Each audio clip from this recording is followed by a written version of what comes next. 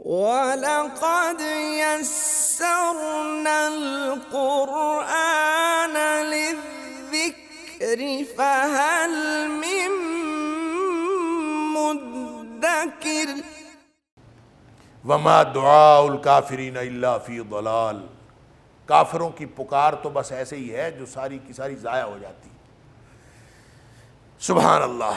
تو یہاں اللہ تعالیٰ فرما رہا ہے ان تدعوہم لا یسمعوا دعاکم ولو سمعوا ما استجابوا لکم، اگر تم ان کو پکارو لا یسمعوا دعاکم، وہ تمہاری پکار نہیں سنیں گے.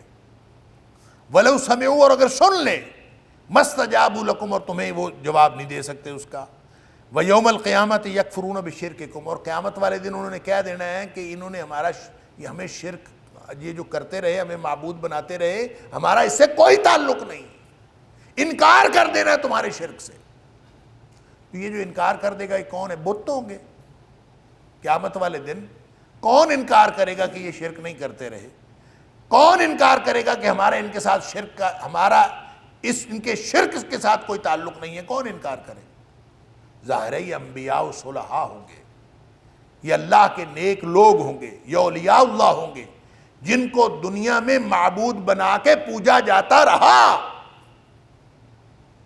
وہ قیامت والے دن انکار کر دیں گے. اللہ تعالیٰ نے سورہ مائدہ کے اندر حضرت عیسیٰ علیہ السلام کا تذکرہ کیا کہ عیسیٰ علیہ السلام سے اللہ تعالیٰ قیامت والے دن پوچھے گا اَأَنْتَ قُلْتَ لِلنَّاسِ اتَّخِذُونِي وَأُمِّيَ إِلَٰهَيْنِ مِن دُونِ اللَّهِ. اللہ تعالیٰ حضرت عیسیٰ علیہ السلام سے پوچھے گا کہ آپ نے کہا تھا، ان کو آپ نے کہا تھا کہ مجھے اور میری ماں کو الہ بنا لینا اللہ کو چھوڑ کر، کیا آپ نے کہا تھا؟ اللہ. حضرت عیسیٰ علیہ السلام وہاں پہ انکار کریں گے، اللہ میں کیسے کہہ سکتا ہوں جس کا میرے پاس کوئی حق ہی کوئی نہیں کچھ کہنے کا، میں کیسے کہہ سکتا؟ اگر میں نے کہا ہوتا لو قلتہ فقد علمتہ، اگر میں نے ایسی کوئی بات کہی ہوتی تو اللہ تیرے علم میں ہوتی. تو ظاہر ہے تیرے علم میں نہیں ہے تو میں نے تو کوئی بات نہیں کہی. ما قلت لہم، میں نے تو ان کو اس کے علاوہ کوئی بات نہیں کہی سوائے اس کے کہ جس کا تو نے مجھے حکم دیا تھا. کیا؟ کہ اعبدوا اللہ ربی و ربکم، تم میرے اور اپنے رب اللہ کی بندگی کرو، میں نے تو اس کے علاوہ کوئی اور بات کہی نہیں. حضرت عیسیٰ علیہ السلام کا یہ مکالمہ اللہ کے ساتھ جو ہوگا، اللہ تعالیٰ نے سورہ مائدہ کے اندر اس کا ذکر کیا.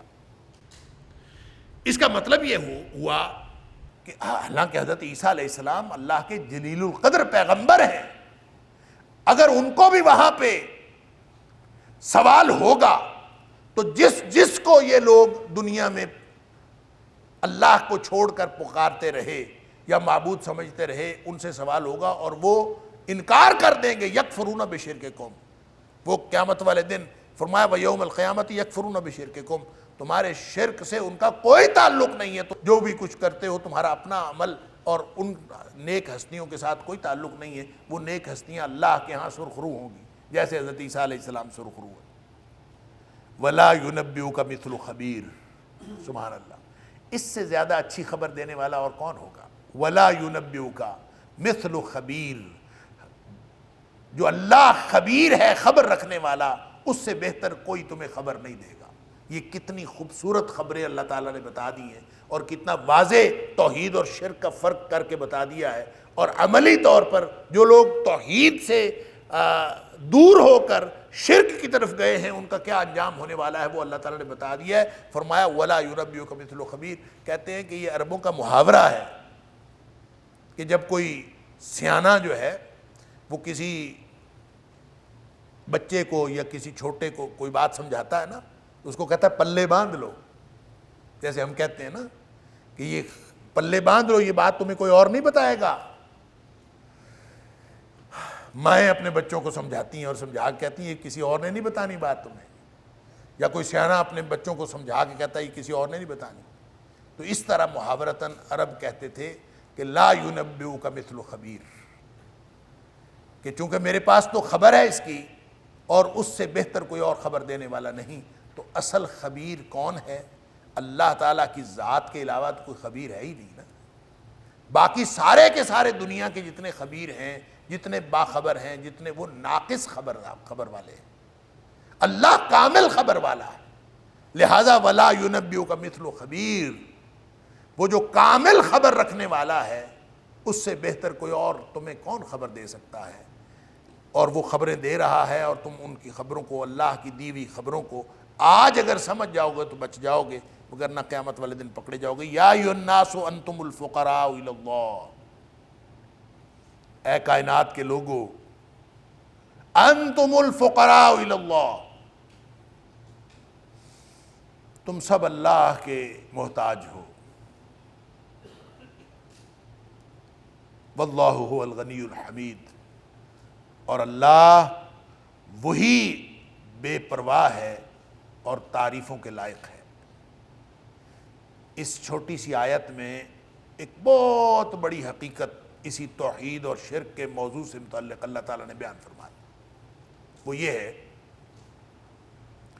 کہ جو خدا ہوتا ہے نا، خدا کی، اب یہ فلاسفہ بھی پوچھ لیں، فلاسفہ سے جا کے پوچھ لیں، فلاسفہ نے بھی جتنی خدا کے وجود پر بحث کی ہے، تو خدا وہ ہوتا ہے جو با اختیار ہوتا ہے۔ جس کے پاس اختیار نہیں ہوتا نا، وہ خدا نہیں ہوتا۔ اور اللہ نے قرآن کے اندر جو شروع سے لے کر آخر تک جو ہمیں سمجھایا ہے کہ جو خالق ہوتا ہے نا، خالق جو پیدا کرنے والا ہے، اس کا حق ہوتا ہے کہ مخلوق اس کی بندگی کرے۔ مخلوق کا فرض ہے اور خالق کا حق ہے کہ مخلوق اس کی بندگی کرے۔ لہذا مخلوق جس کا فرض ہے خالق کی بندگی کرنا، اس میں سے معبود تو کوئی نہیں ہو سکتا نا۔ مخلوق میں سے ایک اللہ ہے، باقی ساری کائنات جو مخلوق ہے وہ اللہ خالق ہے، باقی ساری کائنات مخلوق ہے۔ تو وہ جو مخلوق ہے ان میں سے کوئی رب تو نہیں ہو سکتا، رب تو وہ ہوگا جو با اختیار ہوگا۔ تو یہ مخلوق ہے، اس کے پاس تو اختیار ہے ہی نہیں۔ اس کے بارے میں اللہ تعالیٰ نے پورے قرآن میں بار بار پوچھا ہے کہ مجھے دکھاؤ انہوں نے کیا پیدا کیا ہے۔ اگر پیدا کیا ہو تو یہ عبادت کے لائق ہو، اور یہ تو پیدا کچھ بھی نہیں کر سکتے، ان کے پاس تو کوئی اختیار نہیں ہے۔ جگہ جگہ اللہ تعالیٰ نے مختلف مثالیں دے کے بیان۔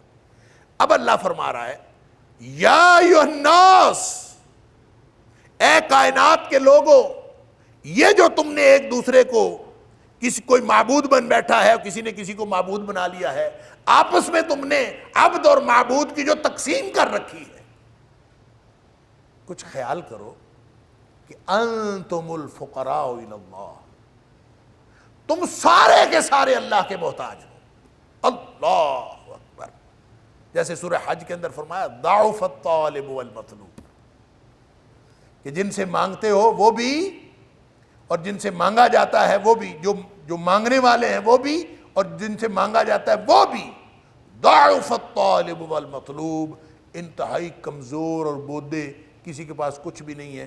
محتاج نے محتاج سے مانگا تو کیا مانگا، منگتے نے منگتے سے مانگا تو کیا مانگا۔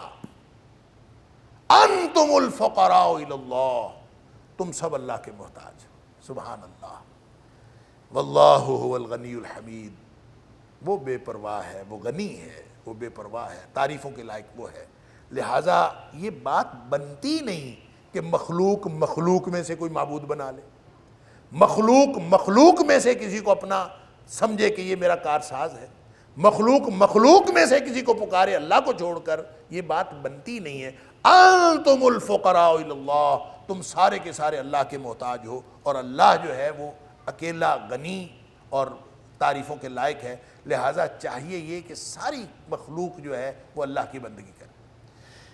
ان یشاء یذھبکم ویأت بخلق جدید،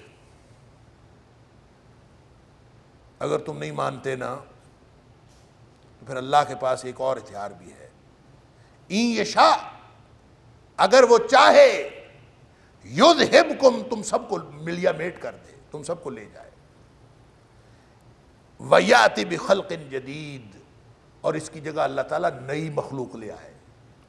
خالق جو ہوا، خالق وہ ہے، باقی ساری کائنات مخلوق ہے، لہٰذا خالق جو ہے وہ جب چاہے وہ نئی مخلوق پیدا کر لے، اور تمہیں تباہ و برباد کر دے. تم اگر باز آ جاؤ تو ٹھیک ہے، نہیں باز آتے. دیکھیں شرک اور توحید کا موضوع چل رہا ہے، اور اللہ فرماتے ہیں یشاء یذھبکم، اگر وہ چاہے تو تم سب کو لے جائے.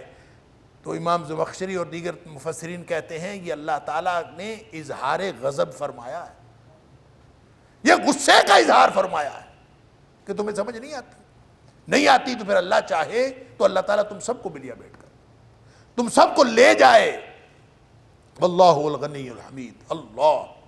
اور اس کی دلیل کیا ہے کہ یہ اظہار غضب ہے؟ سورہ محمد صلی اللہ علیہ وسلم کی آیت نمبر 38 کے اندر اللہ تعالیٰ نے فرمایا ان تتولوا یستبدل قوما غیرکم ثم لا یکونوا امثالکم. اللہ اکبر. اللہ تعالیٰ فرماتا ہے کہ اگر تم باز نہیں آتے، اگر تم منہ پھیر لیتے ہو تو اللہ تعالیٰ یستبدل قوما غیرکم، اللہ تعالیٰ تمہیں یہاں سے تبدیل کر دے گا اور تمہاری جگہ اللہ تعالیٰ نئی قوم لے آئے. لہٰذا یہ بھی اللہ کی طرف سے اظہار غضب ہے شرک پر کہ مشرک اگر باز نہیں آتے تو ان یشاء یذھبکم ویأتی بخلق جدید، اللہ تعالیٰ اس کی جگہ پہ نئی قوم لے آئے گا اور تمہیں سمجھ نہیں آئے گی. وما ذلک علی اللہ بعزیز. اور یہ اللہ کے لیے کوئی مشکل نہیں ہے. اللہ تعالیٰ ایک پوری مخلوق کو بلیا میٹ کر دے، اس کی جگہ نئی مخلوق لے آئے، اللہ تعالیٰ کے لیے یہ کوئی مشکل بات نہیں ہے. وما ذالک، اور نہیں ہے یہ سب کچھ علی اللہ، اللہ پر بعزیز کوئی مشکل. ولا تزر وازرۃ وزر اخری. اللہ اکبر. اور ولا تزر، اور نہیں بوجھ اٹھائے گی، وازرۃ کوئی بوجھ اٹھانے والی جان، کوئی بوجھ اٹھانے والی جان نہیں بوجھ اٹھائے گی، وزر اخری کسی دوسرے کا بوجھ. ہر ایک نے اپنا اپنا بوجھ قیامت والے دن اٹھانا، کوئی کسی نے کسی دوسرے کا بوجھ. یہ جو ان کا عام طور پہ مشرکین مکہ کا جو عقیدہ تھا کہ ہمیں فلاں چھڑوا لے گا اور فلاں چھڑوا لے گا، فلاں قیامت والے دن ہمیں چھڑوا لے گا. یا پھر جیسے کافروں کا، یہ عیسائیوں کا عقیدہ ہے کہ حضرت عیسیٰ علیہ السلام جو ہے وہ کفارہ دے گئے ہیں سب کے گناہوں کا، اور ان کی وجہ سے ہم جو قیامت والے دن بخشے جائیں گے. اللہ فرماتا لا تزر وازرۃ وزر اخری. کوئی بوجھ اٹھانے والی جان کسی دوسرے کا بوجھ نہیں اٹھا سکے گی قیامت والے دن. وَإِن تَدْعُ مُثْقَلَةٌ إِلَىٰ حِمْلِهَا، اگر کوئی بوجھ اٹھانے والی جان اپنے بوجھ کی طرف بلائے گی کسی کو، منتیں ترلے کرے کہ آ جاؤ میرا بوجھ اٹھا لے. اللہ. وَإِن تَدْعُ مُثْقَلَةٌ إِلَىٰ حِمْلِهَا. اللہ اکبر. اگر کوئی بوجھ اٹھانے والی جان اپنے بوجھ کی طرف بلائے گی، لا يحمل منہ شیء، اس کی طرف سے کوئی چیز بھی نہیں اٹھائی جائے گی. یعنی بلانے پر بھی کوئی آ کے اس کا بوجھ نہیں اٹھائے گا، جتنی مرضی منتیں ترلے کر لے وہاں پہ. ولو کان ذا قربا، چاہے کوئی قریبی رشتہ دار ہو، قریبی رشتہ دار بھی ہو تو قیامت والے دن کسی دوسرے کا بوجھ اٹھانے کے لیے کوئی، یہ جو وازرۃن ہے یہ مؤنث ہے، مؤنث سے مراد عورت نہیں ہے، بلکہ یہ وازرۃن اس سے مراد جان ہے، نفس. کوئی جان، اس میں مرد عورت سب شامل ہیں. کوئی بوجھ اٹھانے والی جان قیامت والے دن کسی دوسرے کا بوجھ نہیں اٹھائے گی. اور اگر وہ کوئی بوجھ اٹھانے والی جان کسی دوسرے کو اپنے بوجھ کی طرف بلائے گی تو لا يحمل منہ شیء، اور وہ پھر بھی اس کو آ کے کوئی نہیں اٹھائے گا. ولو ذا قربا، چاہے وہ ولو کان ذا قربا، اور چاہے وہ اپنا رشتہ دار ہی ہو. اللہ. قیامت والے دن کس نے کسی کو پوچھا؟ یوم یفر المرء من اخیہ وامہ وابیہ وصاحبتہ وبنیہ لکل امرئ منہم یومئذ شأن یغنیہ. ہر ایک کو اپنی اپنی پڑی ہوگی، کوئی باپ بیٹے کا نہیں، کوئی بیٹا باپ کا نہیں، کوئی ایک دوسرے کا نہیں. اللہ. بلکہ اللہ تعالیٰ نے فرمایا کہ مجرم جو ہے نا، سورہ معارج کے اندر فرمایا، مجرم جو ہے نا وہ تو چاہے گا کہ سارے پکڑے جائیں، میں بچ جاؤں. یود المجرم لو یفتدی من عذاب یومئذ ببنیہ وصاحبتہ واخیہ وفصیلتہ التی تؤویہ ومن فی الارض جمیعا ثم ینجیہ کلا. اللہ فرماتا ہے کہ اس دن مجرم چاہے گا کہ اس کا بیٹا پکڑا جائے اور یہ خود بچ جائے. اللہ اکبر، وہ بیٹا جس پر انسان جان قربان کرنے کے لیے تیار ہوتا ہے دنیا میں. اور لوگ کہتے ہیں کہ جتنی تکلیف اولاد کی وجہ سے ہوتی ہے نا، انسان کو اپنی مصیبت کی وجہ سے اتنی تکلیف نہیں ہوتی جتنی اولاد کی وجہ سے ہوتی. اور قیامت والے دن کیا ہے، کیا کہے گا؟ یوم لو یفتدی من عذاب یومئذ ببنیہ، میرا بیٹا پکڑا جائے میں بچ جاؤں، وفصیلتہ التی تؤویہ وصاحبتہ واخیہ، اس کی بیوی یا اس کا ساتھی یا اس کا شوہر وہ پکڑا جائے میں بچ جاؤں، اس کا بھائی پکڑا جائے میں بچ جاؤں. مجرم یہ خواہش کرے گا اس کا پورا خاندان پکڑا جائے، اس کی ماں پکڑی جائے، سب پکڑے جائیں میں بچ جاؤں. وَمَن فِي الْأَرْضِ جَمِيعًا ثُمَّ يُنْجِيهِ، زمین میں جو کوئی ہے، اللہ، مجرم اندازہ کیجئے ذرا، مجرم کیا خواہش کر رہا ہے؟ زمین میں جو کوئی ہے سب پکڑے جائیں، اولیاء پکڑے جائیں، صلحاء پکڑے جائیں، انبیاء پکڑے جائیں، سب پکڑے جائیں میں بچ جاؤں. یہ خواہش کرے گا مجرم قیامت والے دن. اللہ، اللہ تعالیٰ فرماتا ہے کلا، ہرگز ایسا نہیں ہو سکتا. اس لیے کہ جس نے جرم کیا ہے وہی پکڑا جائے گا، اور کوئی کسی کو چھڑوا نہیں سکتا. لا تزر وازرۃ وزر اخری، کوئی بوجھ اٹھانے والی جان کسی دوسرے کا بوجھ نہیں اٹھائے گی، چاہے بلاتی رہے، آوازیں مارتی رہے، جتنا مرضی شور مچاتی رہے. ولو کان ذا قربا، چاہے وہ رشتہ دار ہو، کسی نے آ کے کسی کا بوجھ نہیں اٹھانا.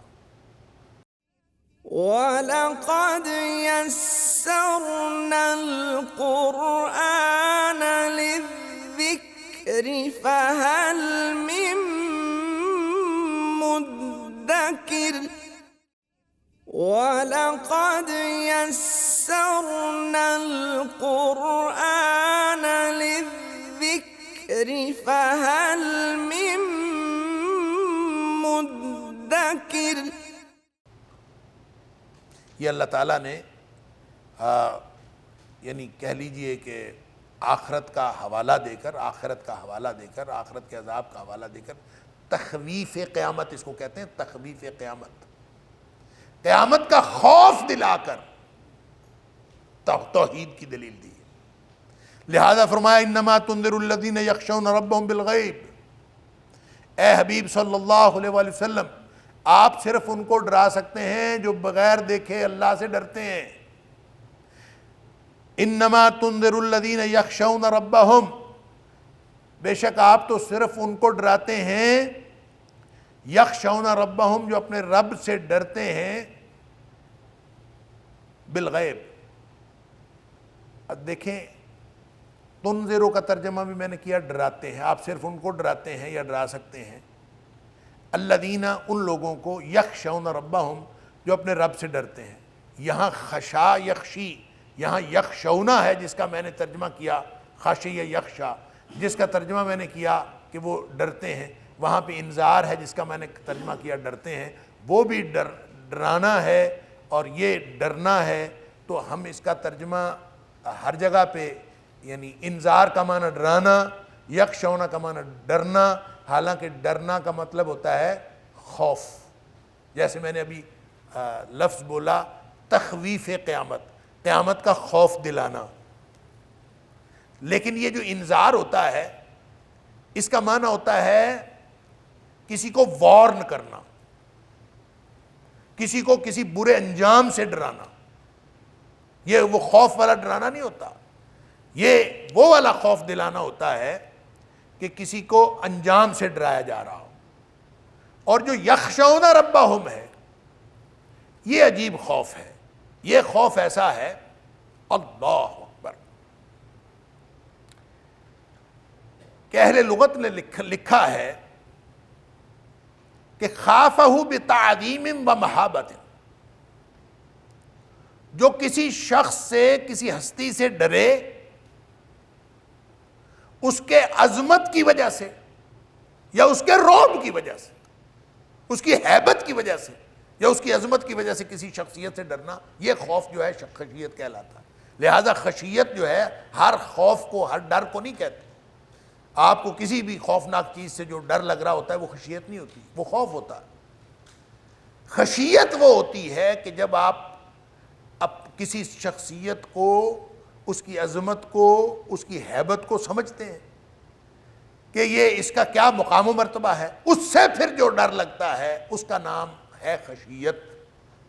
اللہ فرماتا ہے کہ دنیا کائنات سے نہ ڈرو، دنیا کی خشیت نہ رکھو، یخشون ربہم، صرف میری اپنے رب کی خشیت رکھو۔ یہ خشیت وہ ہوتی ہے، جیسے میں پہلے بھی عرض کیا کرتا ہوں کہ اس کو یوں سمجھ لیجئے، یہ عظمت کا روب وہ ہے جب انسان کسی کو پہچان لے، تو پہچاننے کے بعد جو انسان کے اندر ایک عظمت کا روب آتا ہے وہ خشیت ہوتی ہے۔ مثلا ہم سارے بیٹھے ہوئے اس حال میں، آرام سے درس ہو رہا ہے، درس دینے والے درس سننے والے درس سن رہے ہیں، میں درس دے رہا ہوں، آپ سب اکٹھے سامعین کی حیثیت سے بیٹھے ہیں۔ جب ہم درس ختم کریں تو ہمیں پتہ چلے کہ یہ جناب یہ جو فلاں شخص بیٹھا ہے یہ تو وزیر اعظم پاکستان ہے، کوئی بتائے کہ یار یہ تو وزیر اعظم بیٹھا ہوا، تو جو ہی پتہ چلے گا ہے میرے ساتھ وزیر اعظم بیٹھا ہوا تھا، تو وہ جو ایک عظمت کا رعب دل میں آتا ہے نا، وہ خشیت ہوتی ہے۔ آپ کو پتہ چل جائے کہ جناب یہ تو ڈی ایس پی بیٹھا ہے، یہ تو فلاں شخص بیٹھا ہے، یہ تو فلاں شخص آ گیا ہے، آپ کے دل میں جو عظمت کا رعب آتا ہے اس کو خشیت کہتے ہیں۔ تو اللہ فرماتا ہے کہ دنیا کائنات ولا تخشوا الناس، دنیا کائنات کی کسی ہستی، کسی شخصیت کی عظمت نہ ہوتی ہے اپنی عظمت، نہ اس کا کوئی رعب ہوتا۔ وخشونی، مجھ اللہ سے ڈرو، مجھ اللہ کی خشیت رکھو۔ لہذا جس کے دل میں اللہ کی عظمت کا رعب ہوتا ہے وہی اللہ کے رسول صلی اللہ علیہ وسلم کی دعوت سے فیضیاب ہوتے ہیں۔ فرمایا انما تنذر الذین یخشون ربہم بالغیب، اے حبیب صلی اللہ علیہ وسلم آپ صرف ان کو ڈرا سکتے ہیں، ان کو وارن کر سکتے ہیں، ان کو آگاہ کر سکتے ہیں جن کے دلوں میں اپنے رب کی عظمت کا رعب ہوتا ہے، جن کے دلوں میں اپنے رب کی عظمت ہوتی ہے، اور عظمت کی وجہ سے جو انکساری آتی ہے نا، رب کی عظمت اور اس کی وجہ سے جو انکساری دل میں پیدا ہوتی ہے، اس انکساری کو اصل میں خشیت کہتے ہیں۔ تو جو اپنے رب کے سامنے جھکنے والے، اپنے رب سے ڈرنے والے اور رب کے سامنے انکساری کرنے والے، رب کی عظمت کا رعب رکھنے والے، وہ آپ کی ہر جو ہے وہ آگاہی سے اور آپ کی ہر تعلیم سے اور آپ کی دی ہوئی ہر وارننگ سے وہ فیضیاب ہوتے ہیں۔ انما تنذر الذین یخشون ربہم بالغیب، کہ بغیر دیکھے جو ہے وہ اللہ تعالیٰ کو دیکھے بغیر اللہ کی عظمت کا رعب رکھتے ہیں۔ بالغیب کے دو معنی ہیں، ایک تو یہ کہ اللہ تعالیٰ کو دیکھے بغیر اللہ کی عظمت کا رعب رکھتے ہیں بالغیب، دوسرا معنی یہ ہے کہ وہ ان کو کوئی دیکھ رہا ہو چاہے نہ دیکھ رہا ہو، وہ پھر بھی اللہ کی عظمت کا رعب رکھتے ہیں۔ بالغیب کا مطلب یہ ہے کہ چاہے ان کو کوئی دیکھ رہا ہو چاہے ان کو کوئی نہ دیکھ رہا ہو، وہ غیب میں ہو یا حاضر میں ہو، وہ اللہ تعالیٰ کی خشیت میں ہوتے ہیں، ہمیشہ ان کو اللہ تعالیٰ کی خشیت حاصل رہتی ہے، اور اللہ کے سامنے وہ انکساری کا اظہار کرتے ہیں جو اللہ تعالیٰ کی عظمت کا رعب کی وجہ سے ہونی چاہیے۔ لہذا انما تنذر الذین یخشون ربہم بالغیب، کہ اے حبیب صلی اللہ علیہ وسلم آپ صرف ان کو ڈرا سکتے ہیں یا آپ ان کو ڈراتے ہیں جن کے دلوں میں اپنی رب کی خشیت ہوتی ہے، بغیر دیکھے رب کی خشیت ہوتی ہے، یا رب کی خشیت ہوتی ہے چاہے ان کو کوئی دیکھ رہا ہو چاہے نہ دیکھ رہا ہو، دونوں معنی ٹھیک ہیں۔ وَأَقَامُوا الصَّلَاةَ، اور انہوں نے نماز قائم کی، یعنی نماز قائم کرتے ہیں اور اللہ کو ان کو آپ ڈرا سکتے ہیں۔ وَمَن تَزَكَّىٰ فَإِنَّمَا يَتَزَكَّىٰ لِنَفْسِهِ، پس جو کوئی پاک ہوا تو پس اس کے پاک ہونے کا فائدہ اس کو اپنے آپ کو ہی ہے۔ فَإِنَّمَا يَتَزَكَّىٰ، بس وہ پاکیزگی اختیار کرتا ہے لِنَفْسِهِ، اپنے آپ کے لیے، یعنی کوئی شخص اگر اپنا عقیدہ پاک رکھتا ہے، اپنا جسم پاک رکھتا ہے، اپنے کپڑے پاک رکھتا ہے، ہر چیز ہر طرح کی آلودگی سے بچتا ہے، اور خاص طور پر شرک کی آلودگی سے بچتا ہے، اور اپنے آپ کو پاکیزگی توحید کی پاکیزگی کے ساتھ رکھتا ہے۔ جو کوئی بھی پاک رہتا ہے وہ اس کا فائدہ اس کو اپنے آپ کو ہوتا ہے، نہ اللہ کو وہ کوئی فائدہ پہنچاتا ہے، نہ نبی اکرم صلی اللہ علیہ وسلم۔ وَإِلَى اللَّهِ الْمَصِيرُ، اللہ کی طرف لوٹ کر جانا ہے۔ وَمَا يَسْتَوِي الْأَعْمَى وَالْبَصِيرُ، اور اندھا اور دیکھنے والا، نابینا اور بینا برابر نہیں ہو سکتے۔ وَمَا يَسْتَوِي الْأَعْمَى وَالْبَصِيرُ، یہ آیت نمبر 19 سے 23 تک یہ مومن اور کافر کا فرق بتایا ہے۔ سبحان اللہ۔ وَمَا يَسْتَوِي الْأَعْمَى وَالْبَصِيرُ، جیسے بینا اور نابینا، اندھا اور دیکھنے والا، وہ برابر نہیں ہو سکتے۔ وَلَا الظُّلُمَاتُ وَلَا النُّورُ، اندھیرا اور روشنی برابر نہیں ہو سکتے۔ وَلَا الظِّلُّ وَلَا الْحُرُورُ، اور سایہ اور گرم لو وہ برابر نہیں ہو سکتے۔ اللہ۔ وَمَا يَسْتَوِي الْأَحْيَاءُ وَلَا الْأَمْوَاتُ، اور نہ ہی مردے اور زندے برابر ہو سکتے۔ سبحان اللہ۔ اس کا مطلب یہ ہے کہ اللہ تعالیٰ نے یہاں کافر کو اندھا کہا، مومن کو بینا کہا۔ کافر کو اندھیروں میں قرار دیا، مومن کو روشنی میں قرار دیا۔ وَلَا الظِّلُّ وَلَا الْحُرُورُ، مومن سائے میں ہیں اور کافر گرم تپش میں ہیں، گرم لو میں ہیں، جس کے بارے میں اللہ تعالیٰ نے سورہ واقعہ کے اندر فرمایا وَظِلٍّ مِّن يَحْمُومٍ لَا بَارِدٍ وَلَا كَرِيمٍ، یعنی سیاہ دھوئیں کا سایہ۔ ایک سایہ ہوتا ہے جو درخت کا سایہ ہے، ایک ہے دھوئیں کا سایہ، یعنی وہ سایہ جس کے اندر لو ہے، گرمائش ہے، تپش ہے۔ ایک سایہ بھی دھوئیں کا، اور پھر اس کے اندر گرمی اور لو۔ لا بارد ولا کریم، نہ تو اس کے اندر کوئی ٹھنڈک ہے اس سائے کے اندر، اور نہ ہی کوئی عزت دیتا ہے۔ وہ اس طرح کا سایہ جو ہے وہ جہنمیوں کو ملے گا، اللہ تعالیٰ معاف فرمائے۔ تو یہ کمپیریزن کر کے فرمایا وما یستوی الاحیاء ولا الاموات، اور نہ ہی مردہ اور زندہ برابر ہو سکتے ہیں۔ اب یہاں پہ مردہ کون ہے؟ کافر مردہ ہے، اس کو مردہ کہا ہے، اور زندہ مومن کو کہا ہے۔ اللہ اکبر۔ جیسے سورہ انعام کے اندر فرمایا اوامن کان میتا فاحییناہ وجعلنا له نورا یمشی بہ فی الناس کمن مثلہ فی الظلمات لیس بخارج منہا۔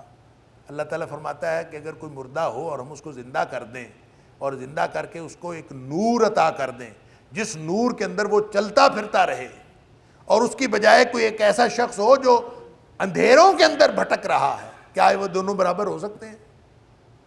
اندھیروں کے اندر بھٹک رہا ہے، اس میں سے نکل بھی نہیں سکتا، کیا یہ دونوں برابر ہو سکتے ہیں؟ ہرگز برابر نہیں ہو سکتے۔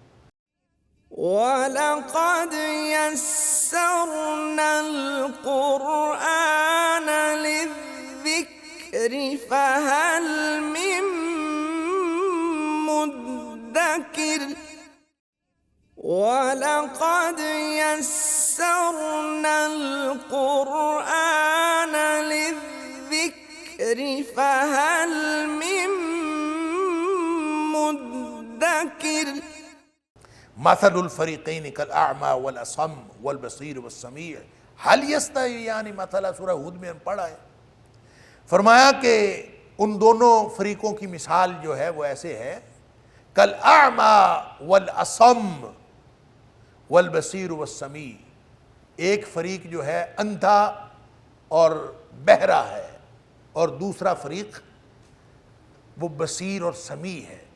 جن کو اللہ تعالیٰ نے توحید کی دولت سے نوازا ہے یہ سننے والے اور دیکھنے والے ہیں، اور جس کو توحید کی دولت نہیں ملی یہ شرک اور کفر کے اندھیروں میں ہیں، اور یہ اندھے اور بہروں کی طرح ہے۔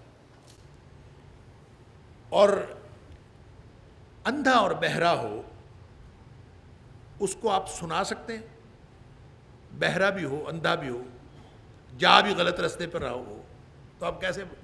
سمن بکمن عمیون، اللہ تعالیٰ نے سورہ بقرہ میں فرمایا سمن بکمن عمیون فہم لا یرجعون، یعنی اگر کسی کو آنکھوں سے نظر آتا ہو اور کانوں سے نہ سنتا ہو تو آپ اس کو اشارہ دے کے بلا سکتے ہیں کہ ادھر آ جاؤ. اگر کسی کو آنکھوں سے نظر نہ آتا ہو, کانوں سے سنائی دیتا ہو, آپ اس کو آواز دے کے بلا سکتے ہیں کہ ادھر آ جاؤ. اور جس شخص کو اندھا بھی ہو اور بہرا بھی ہو اور ہو بھی فاصلے پر, آپ اس کو ہاتھ بھی نہ لگا سکتے ہو, تو آپ اس کو واپس کیسے لائیں گے؟ فَهُمْ لَا يَرْجِعُونَ, وہ واپس نہیں لوٹ سکتے. یہ اللہ تعالیٰ نے مثال دی تھی کافروں کی, سُمٌّ بُکْمٌ عُمْیٌ, اندھے بھی ہیں, گونگے بھی ہیں, بہرے بھی ہیں. یہاں اللہ تعالیٰ فرماتا ہے ان اللہ یسمع من یشاء. جب یہ وما یستوی الاحیاء والاموات, مردے اور زندہ برابر نہیں ہیں, ان اللہ یسمع من یشاء, اللہ جسے چاہتا ہے سنوا دیتا ہے. جسے اللہ چاہتا ہے اللہ تعالیٰ اس کا اندھا پن بھی ختم کر دیتا ہے, اللہ تعالیٰ اس کا بہرا پن بھی ختم کر دیتا ہے. جس کو اللہ چاہتا ہے سنوا دیتا ہے. وَمَا أَنْتَ بِمُسْمِعٍ مَّن فِي الْقُبُورِ, اور آپ مردوں میں جو قبروں میں والے مردے ہیں, جو قبروں میں ہیں, آپ ان کو نہیں سنا سکتے. وَمَا أَنْتَ بِمُسْمِعٍ وَمَا أَنْتَ بِمُسْمِعٍ, آپ نہیں ہیں سنوانے والے مَن فِي الْقُبُورِ, ان لوگوں کو جو قبروں میں ہیں. قبروں کے اندر پڑے ہوئے آپ ان کو کیسے سنوائیں گے؟ کمال ہے. ویسے جس طرح مردوں کو نہیں سنایا جا سکتا, یہاں اللہ تعالیٰ نے مثال یہ دی ہے کہ جس طرح مردوں کو نہیں سنایا جا سکتا, اسی طرح مشرک اور کافر کو بھی سنایا نہیں جا سکتا. یہ مردوں کی طرح ہیں. اللہ, ایسے کفار جو ہٹ دھرم لوگ ہیں, کافر, وہ نصیحت سے فائدہ نہیں اٹھا سکتے. جیسے قبروں والے جو ہیں وہ کسی کی آواز کو نہیں سنتے, ایسے یہ فائدہ نہیں اٹھا سکتے ان کی ہٹ دھرمی کی وجہ سے. جیسے اللہ تعالیٰ نے سورہ بقرہ میں فرمایا ختم اللہ علی قلوبہم, ان کے دلوں پر مور لگ گئی. اور مور کیسے لگی؟ ظاہر ہے انہوں نے اعمال ایسے کی, ان کے ہٹ دھرمی کی وجہ سے ان کے اعمال. ختم اللہ علی قلوبہم وعلی سمعہم, ان کے کانوں پر بھی مور لگ گئی, ان کے دلوں پر بھی مور لگ گئی. وعلی ابصارہم غشاوہ, اور ان کی آنکھوں پر تو پردہ پڑ گیا ہے. تو ظاہر ہے اب وہ کیسے واپس لوٹیں گے؟ اللہ اکبر. تو اسی طرح فرمایا کہ یہ وما انت بمسمع من فی القبور, قبروں والوں کو آپ نہیں سنا سکتے. یہ اس کانٹیکسٹ میں تو اس کا معنی یہی ہے کہ جس طرح قبروں والوں کو آپ نہیں سنوا سکتے, اسی طرح ان ہٹ دھرم لوگوں کو بھی آپ سمجھا نہیں سکتے. لیکن یہ نص صریح ہے اس بات پر کہ جو قبر والے ہیں ان کو نہیں سنوایا جا سکتا. اللہ اکبر. قبر والوں کو سنوایا جا سکتا ہے کہ نہیں سنوایا جا سکتا, اس کے بارے میں پہلے بھی پوری بحث ہو چکی. نبی پاک صلی اللہ علیہ وآلہ وسلم نے دو مواقع ایسے ہیں جس موقع پر نبی پاک صلی اللہ علیہ وسلم نے مردوں کے بارے میں سننے کی تصریح کی ہے. ایک موقع تو وہ ہے جب نبی پاک صلی اللہ علیہ وسلم نے فرمایا کہ جب لوگ میت کو دفن کر کے واپس لوٹتے ہیں تو میت جو ہے وہ لوگوں کے واپس لوٹنے پر قدموں کی آہٹ سنتی ہے. تو اس کا مطلب ہے وہ سنتی ہے, مردہ سنتا ہے. جب لوگ جو ہیں اس کو دفنا کر واپس لوٹ رہے ہوتے ہیں تو ان کے قدموں کی آہٹ وہ سنتی ہے. دوسرا نبی پاک صلی اللہ علیہ وسلم نے فرمایا کہ جب بدر کے مقتولین تھے, جو کفار تھے, ان کو ایک کنویں میں ان کی لاشیں پھینک دی گئیں. پھر نبی پاک صلی اللہ علیہ وآلہ وسلم اپنی گھوڑی پر, اپنی اونٹنی پر سوار ہوئے اور سوار ہو کے نبی پاک صلی اللہ علیہ وسلم ان کے پاس آ گئے جہاں وہ کنویں کے اندر ان کی لاشیں پڑی ہوئی تھیں. تو وہاں نبی پاک صلی اللہ علیہ وسلم نے ان کو ایک ایک کر کے بلایا, اے فلاں بن فلاں, اے فلاں بن فلاں. آپ نے مختلف لوگوں کے نام لیے اور پھر نبی پاک صلی اللہ علیہ وسلم نے فرمایا کہ تمہیں اب پتہ چلا کہ اللہ کا وعدہ سچا تھا. اللہ نے جو ہمارے ساتھ وعدہ کیا تھا وہ تو سچ ہو گیا, اب تمہیں بھی پتہ چل گیا کہ اللہ کا وعدہ سچا تھا. یوں نبی پاک صلی اللہ علیہ وسلم کو سوال کر رہے ہیں. تو حضرت عمر فاروق رضی اللہ تعالیٰ عنہ نے کہا کہ اللہ کے رسول صلی اللہ علیہ وسلم, آپ تو مردہ جسموں کے ساتھ بات کر رہے ہیں تو وہ سن تو نہیں رہے. تو نبی پاک صلی اللہ علیہ وسلم نے فرمایا کہ یہ تم سے زیادہ سن رہے ہیں, یعنی جتنا تم سن رہے ہو اس سے زیادہ وہ سن رہے ہیں. تو اس کا مطلب ہے وہ سن رہے تھے۔ اب یہ دو مواقع ایسے ہیں جہاں نبی پاک صلی اللہ علیہ وآلہ وسلم نے تصریح فرمائی کہ اس موقع پر سنتے ہیں۔ جو قرآن ہے، قرآن کی نص صریح ہے اور واضح ہے کہ وَمَا أَنْتَ بِمُسْمِعٍ مَّن فِي الْقُبُورِ، جو مر گئے قبروں میں چلے گئے آپ ان کو نہیں سنوا سکتے۔ دو مواقع کا استثناء آ گیا جو نبی پاک صلی اللہ علیہ وسلم نے احادیث کے اندر بتا دیا۔ یہ بالکل اسی طرح ہے جیسے سورہ بقرہ کی آیت نمبر 173 کے اندر اور سورہ مائدہ کی آیت نمبر 3 کے اندر اور سورہ نحل کی آیت نمبر 115 کے اندر اللہ تعالیٰ نے فرمایا کہ تمہارے اوپر ہر قسم کا مردار اور ہر قسم کا خون حرام کر دیا گیا۔ حرمت علیکم المیتۃ والدم، ہر قسم کا خون اور ہر قسم کا مردار تمہارے اوپر حرام کر دیا گیا۔ اب یہ قرآن کی نص ہے، اس پر نبی پاک صلی اللہ علیہ وسلم کا فرمان ہے استثنائی صورت۔ میں نے پہلے بھی عرض کیا کہ یہ دونوں استثنائی صورت ہیں، بالکل اسی طرح جیسے اس میں استثنائی صورت نبی پاک صلی اللہ علیہ وسلم نے فرمایا کہ احلت لکم میتتان و دمان، دو قسم کے خون اور دو قسم کے مردار تمہارے لیے حلال کر دیے گئے۔ تو گویا ہر قسم کا خون حرام ہے اور ہر قسم کا مردار حرام ہے۔ یہ قرآن کا کسی ایک جگہ پر نہیں، 3 مقامات پر یہ بتایا گیا کہ ہر قسم کا خون اور ہر قسم کا مردار حرام ہے۔ لیکن نبی پاک صلی اللہ علیہ وسلم کے پاس بھی وہ مقنن کی حیثیت تھے، نبی کریم صلی اللہ علیہ وسلم کے پاس بھی وہ اتھارٹی ہے، آئینی حیثیت ہے نبی پاک صلی اللہ علیہ وسلم کی۔ تو آپ نے فرمایا کہ اور یہ آئینی حیثیت کہاں سے ثابت ہوتی ہے؟ یہ سورہ اعراف کی آیت نمبر 157 سے ثابت ہوتی ہے کہ وَيُحِلُّ لَهُمُ الطَّيِّبَاتِ وَيُحَرِّمُ عَلَيْهِمُ الْخَبَائِثَ۔ نبی پاک صلی اللہ علیہ وسلم کے پاس بھی اختیار ہے، حلال اور حرام کرنے کا اللہ نے اختیار دے دیا۔ لہٰذا نبی کریم صلی اللہ علیہ وسلم جس کو حلال کہہ دیں وہ حلال ہے، آپ جس کو حرام کہہ دیں وہ حرام ہے۔ آپ نے فرمایا 2 مردار اور 2 خون حلال کیے گئے ہیں، تو اس کا مطلب یہ ہوا کہ ہر چیز حرام ہوئی، وہ 2 چیزوں کا استثناء ہو گیا۔ اسی طرح جب نبی پاک صلی اللہ علیہ وسلم کو اللہ تعالیٰ نے فرمایا وَمَا أَنْتَ بِمُسْمِعٍ مَّن فِي الْقُبُورِ، آپ قبروں والوں کو نہیں سنا سکتے، تو یہ ایک سویپنگ سٹیٹمنٹ ہے کہ کسی بھی قبر والے کو نہیں سنوایا جا سکتا۔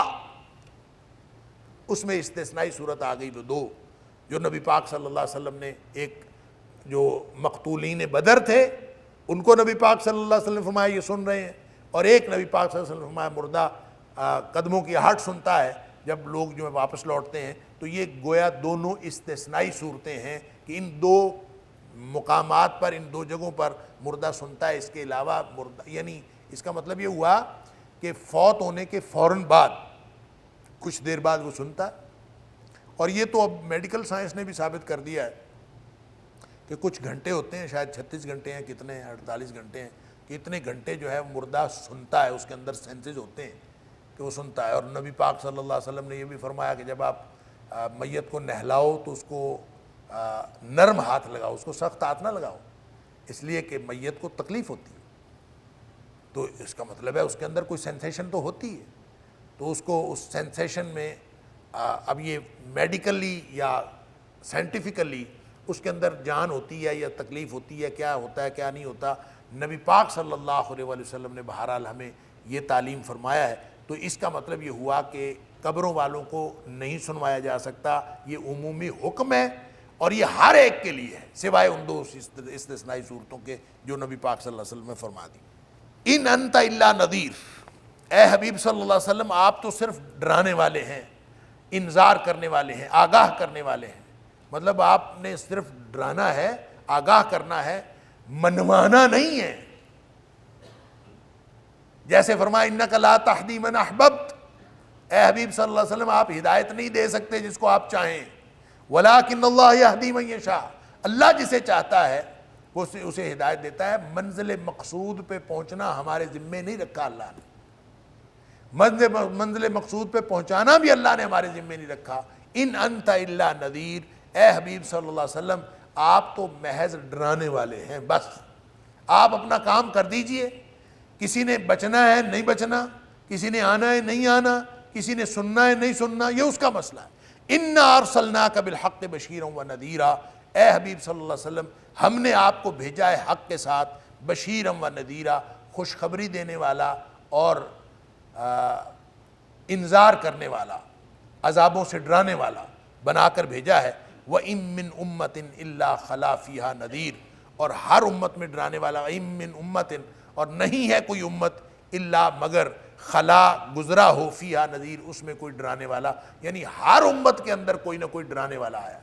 یہ ایسے ہو نہیں سکتا کہ اللہ تعالیٰ نے دنیا میں کوئی قوم بھیجی ہو اور اس کے اندر کوئی ڈرانے والا نہ آیا ہو۔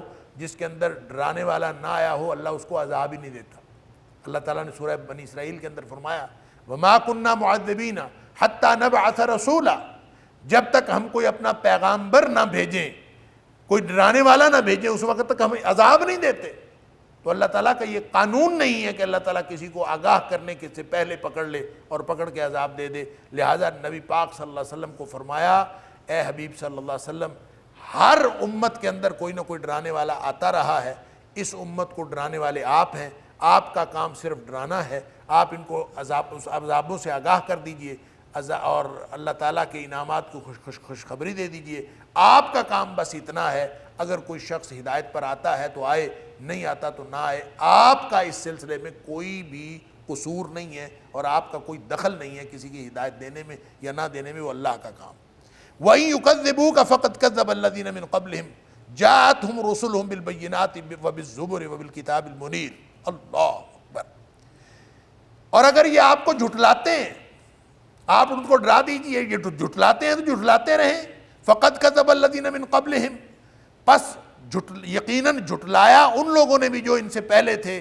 جاءتہم رسولہم بالبینات، ان کے پاس آئے ہمارے رسول واضح اور کھلی نشانیاں لے کر، روشن دلائل لے کر، وبالزبر، اور کتابیں لے کر یا صحائف لے کر، زبر صحیفے یا کتاب کو کہتے ہیں، وبالکتاب المنیر، اور روشنی کرنے والی کتاب کے ساتھ، یعنی کتابیں ساتھ لے کر آئے، صحیفے ساتھ لے کر آئے اور روشن دلائل ساتھ لے کر آئے۔ ثم اخذت، لیکن انہوں نے جھٹلا دیا اس کے باوجود۔ ثم اخذت الذین کفروا، پھر میں نے پکڑ لیا ان لوگوں کو جنہوں نے کفر کیا تھا۔ فکیف کان نکیر، پس دیکھیں کیسا ہوا میرا عذاب۔ نکیر جو ہے اس کو عذاب اس لیے کہتے ہیں کہ نکیر کا معنی ہوتا ہے انکار کرنا، تو یہ نکیر کے را کے نیچے ہے زیر لگی ہوئی، یہ زیر یہ بتاتی ہے کہ یہ اصل میں تھا فکیف کان نکیری، یہ اصل میں یہ تھا نکیری۔ تو فکیف کان نکیری، میرا انکار کرنا کیسا تھا، یعنی میرے انکار کرنے کا پھر انجام کیسا ہوا۔ تو فکیف کان نکیر، پس انکار کرنے کا کیسا انجام ہوا، یعنی کیسا تھا میرا عذاب۔ اللہ تعالی ہم سب کو معاف فرمائے۔ وقت ہو گیا، اللہ تعالی ہم سب کو قرآن سمجھنے اور عمل کرنے کی توفیق عطا فرمائے۔ وآخر دعوانا الحمدللہ رب العالمین۔ إن هذا القرآن يهدي للتي هي أقوم ويبشر المؤمنين الذين يعملون الصالحات أن لهم أجرا كبيرا۔